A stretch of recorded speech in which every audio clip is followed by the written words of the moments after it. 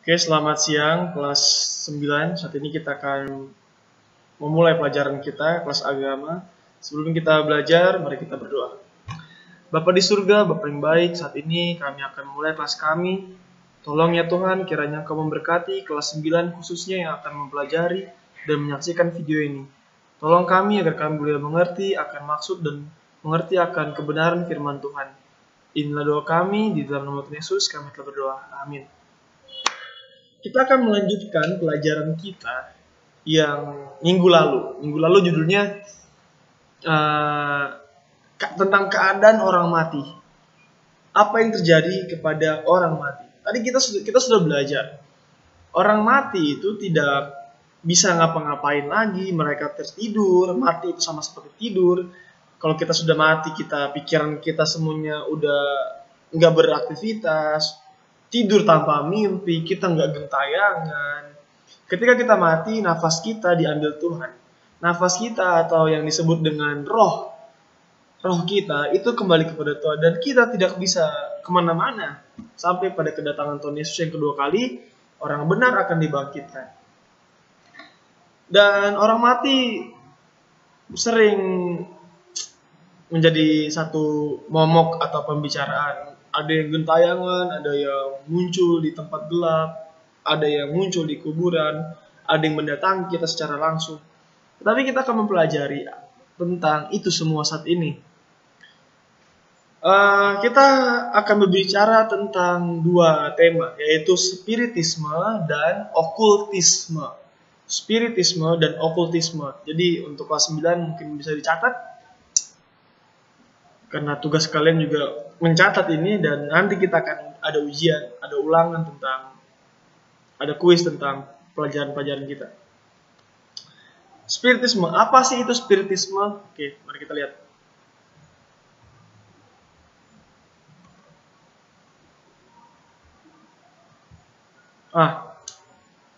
Sebelum kita masuk ke penjelasan tentang spiritisme, kita teringat tentang Daniel pasal 2. Daniel pasal 2 itu ketika raja bermimpi tentang mimpi yang aneh dan raja ingin mengetahui arti mimpi. Yang dilakukan oleh raja adalah ini dia. Raja memanggil semua orang yang berilmu. Orang-orang pintar kalau di sini bilangnya. Orang-orang berilmu, ahli jampi, ahli mantra, ahli sihir, dan para orang kasdim untuk menerangkan kepadanya itu. Maka datanglah mereka dan berdiri di hadapan raja.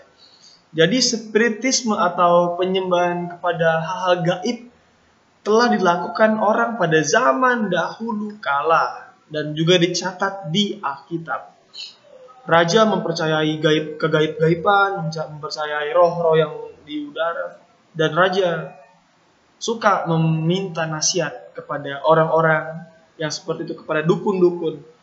Tapi Alkitab sama sekali tidak merekomendasikan kita untuk melakukan itu. Alkitab melarang, Tuhan melarang kita untuk terlibat di dalam praktek spiritisme dan okultisme.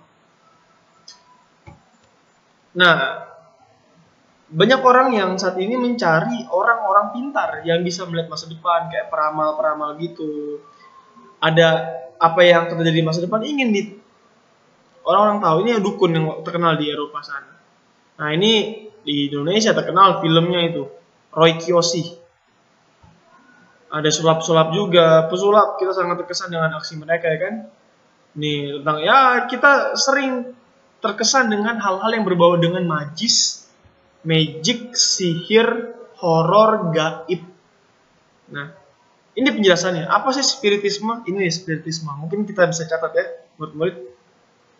Spiritisme ini adalah sebuah usaha untuk mendatangkan serta berkomunikasi dengan roh, atau dalam bahasa Latin disebut spiritus, dan para arwah. Jadi spiritisme ini adalah satu usaha atau satu ilmu untuk berkomunikasi dengan orang yang udah mati, roh.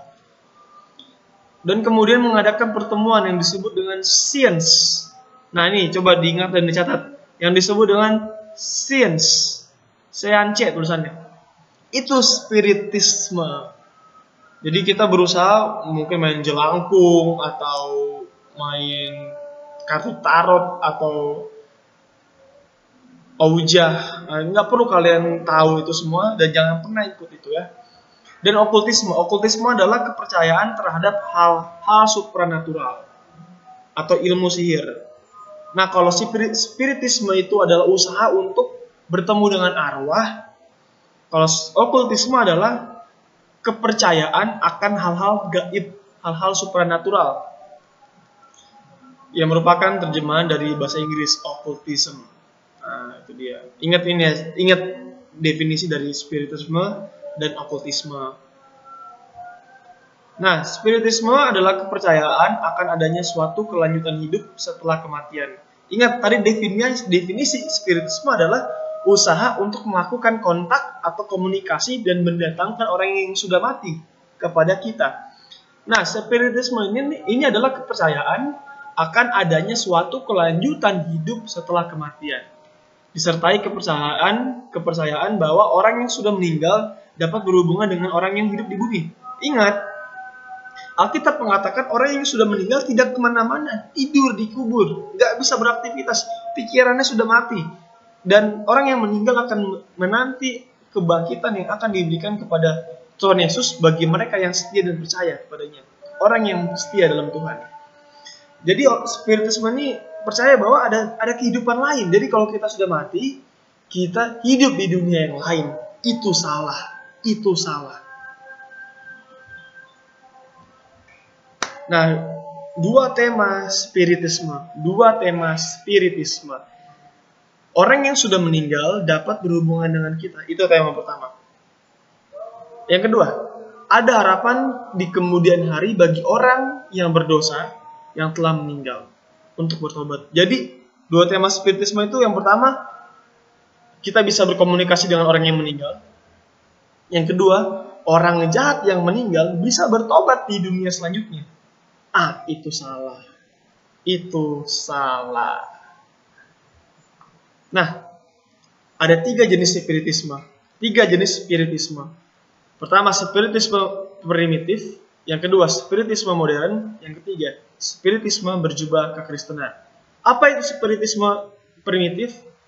Nah, ini mereka pergi ke gua-gua, bertapa, mereka menyembah batu. Nah, ini spiritualisme di dalam agama adalah kepercayaan atau praktik-praktik yang berdasarkan kepercayaan bahwa jiwa-jiwa yang terangkat saat meninggal tetap bisa mengadakan hubungan dengan jasad.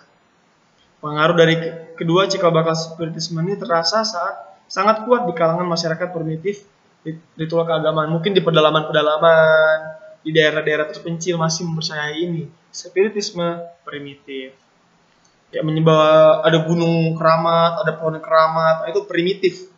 Nah, yang kedua, spiritisme modern. Nah, spiritisme modern ini yang terjadi kayak, nah kita lihat keterangannya. Perkembangan dari spiritisme modern selalu dikaitkan dengan keluarga Fox. Keluarga Fox, namanya Fox. Ini adalah keluarga yang pertama kali mencetuskan gagasan spiritisme modern di New York pada tahun 1847. Keluarga Fox mempunyai 2 putri yang bernama Margaret dan Kate yang mendengar ketukan-ketukan aneh, ketukan kayak tok tok tok tok di rumahnya. Mereka berasumsi bahwa ketukan-ketukan itu adalah pekerjaan dari orang mati. Nah, jadi ketika mereka mendengar ketukan-ketukan ini, mereka bilang, kalau engkau ada di sini, ketuk 2 kali. Kalau engkau tidak ada, ketuk 1 kali. Nah, jadi mereka mengetes dan benar terjadi. Dan mereka membuat heboh dunia dan akhirnya spiritisme yang modern dikenal dan dipercayai di masyarakat modern sampai saat ini. Bahkan ada filmnya Conjuring, kan mereka pengusir setan di dunia modern. Dan ini sangat salah. Dan di sini di Inggris ada yang namanya sekolah sihir. Nah, ini nggak perlu kita masuk di sini ya. Spiritisme berjubah kekristenan. Spiritisme berjubah kekristenan adalah spiritisme yang melakukan praktik-praktik spiritismenya dan menghubungkan orang mati, tetapi diperhatikan di kalangan orang Kristen. Contohnya di aliran Minahasa. Di Minahasa atau di Manado sana, ada namanya batu pinawetengan. Batu pinawetengan ini biasanya orang Kristen yang melakukan spiritisme berdoa di batu ini. Dan ini salah, Alkitab melarangnya. Alkitab melarang praktek ini. Mereka pergi ke batu keramat dan berdoa di sana. Orang yang sakit dibawa ke batu keramat ini, batu pinawetengan. berdoa dan nah, orang yang sakit misalnya berdoa di sana sembuh, katanya mereka, dan Alkitab melarang ini. Alkitab melarang ini. Banyak agama-agama Kristen yang masih mempraktikkan ini. Contohnya, berdoa di kubur, berdoa untuk orang yang mati ya. Lalu minta nasihat kepada orang-orang yang di kuburan, berdoa di tempat-tempat keramat orang-orang Kristen ini. Ini kan yang datang orang-orang Kristen semua nih. Nah, kita bisa lihat. Dan ini adalah spiritisme yang berjubah agama. Agama yang dicampurkan dengan spiritisme. Dan Alkitab melarang ini tidak boleh dilakukan. Oke, jadi sampai di sini pelajaran kita sudah melihat. Mohon dicatat pelajaran kita yang singkat ini, dan catatannya dikumpul di share melalui WhatsApp. Tuhan Yesus memberkati kita semua. Semoga pelajaran ini bisa bermanfaat dan kita bisa menjauhi atau menolak ajaran spiritisme dan okultisme ini. Kiranya Tuhan Yesus memberkati kita semua. Amin.